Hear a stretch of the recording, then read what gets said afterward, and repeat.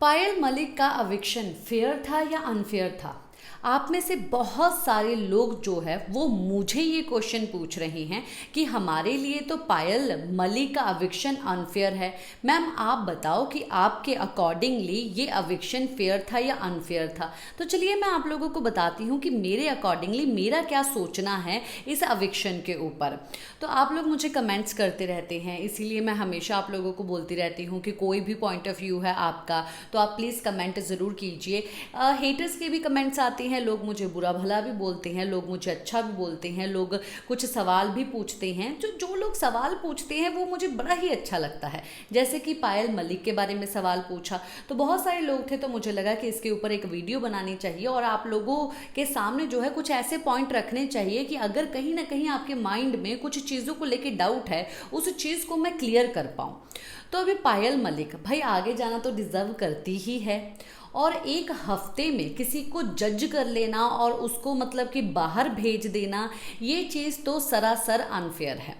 Big boss जब हम colours पे देखते हैं तब पहले हफ्ते कोई भी एविक्शन नहीं होती है, और ओटीटी में भी जो है काफ़ी टाइम एविक्शंस नहीं हुई है, और एक हफ्ते 2 हफ्ते के बाद जो है जाके दो या एक कंटेस्टेंट को या दूसरे कंटेस्टेंट को जो है बाहर निकाल दिया गया है।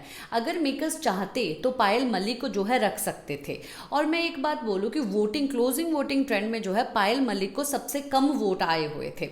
और कुछ लोग ये भी बात बोल सकते हैं कि सना सुल्तान को जाना चाहिए था, उसको कम वोट आए थे।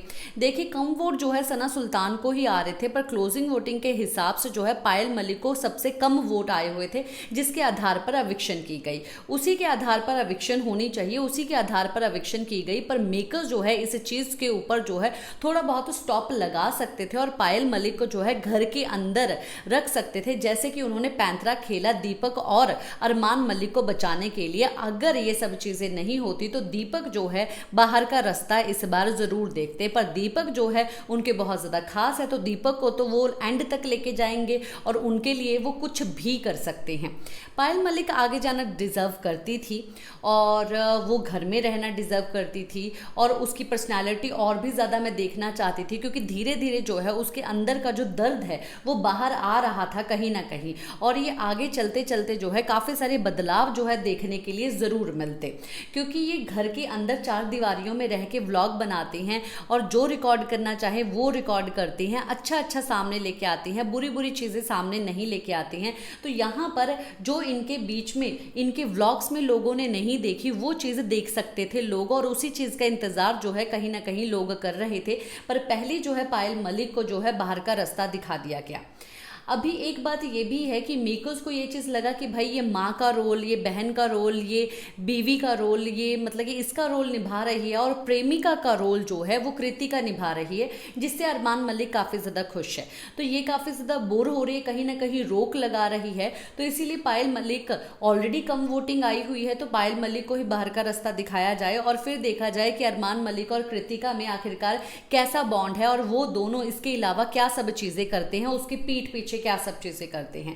इन सब चीज़ों को सोच के जो है अभी मेकर्स ने ये डिसीजन उठाया। पर मेरे हिसाब से ये एविक्शन फेयर नहीं है, अनफेयर है। पायल मलिक और भी ज़्यादा डिज़र्व करती थी, नीरज भी और भी ज़्यादा इस घर में रहना डिज़र्व करते थे। मेकर्स चाहें तो कुछ भी कर सकते हैं, पर मेकर्स ने ये चीज़ चाही नहीं, कुछ और ही चाहा। इसी के साथ मैं लेती हूँ इजाज़त। नमस्कार।